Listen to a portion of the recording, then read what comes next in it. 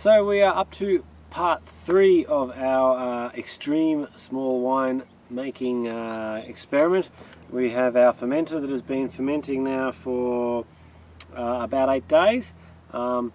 It's probably smelling a bit whiffy. I think we maybe should have taken it out of here yesterday, but we were off all day and not anywhere near it, so could have overcooked this, but we're going to give it a shot. So what we'll do is we'll pour this into our press and we'll see how we go. So this is our press down here.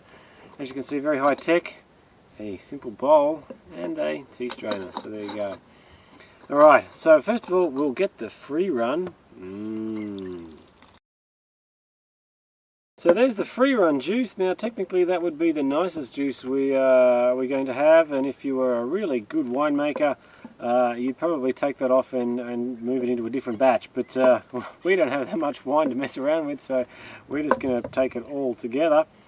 So I'll now press the rest of it in there.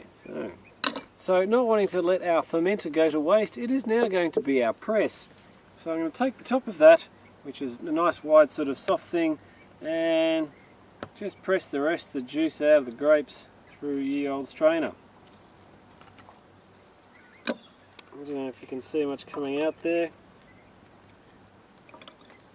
apart from I'm bending the hell out of the strainer, so I'm just going to put that back down there again. I'm going to break my press contraption.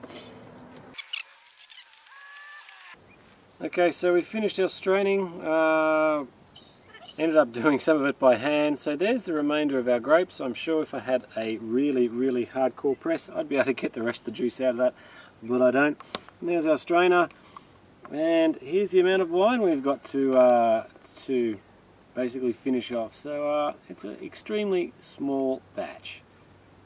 So we finished pressing our juice, so now it's time to put it in the barrel, and in the spirit of modern winemaking we're going without oak, mainly because we couldn't find a barrel small enough, and we're going to go stainless steel. So this is going to be our barrel. Fun, but just on the way in I'm going to give it one more strain, because I think a few bits and pieces might have got in there, so I'm just going to throw that on in there. Lucky I did that, because look how much extra fruit managed to come out of my hands. And squeeze in there, and there we go. So now that is going to sit and ferment for, well, I don't exactly know how long. I guess this is one of those things I have to go test it over and over, but maybe by the time I finish sampling things out of the barrel it will be gone. So I don't know. I'll let you know if it's worth talking about again. So there you go, extreme small batch winemaking with very limited resources.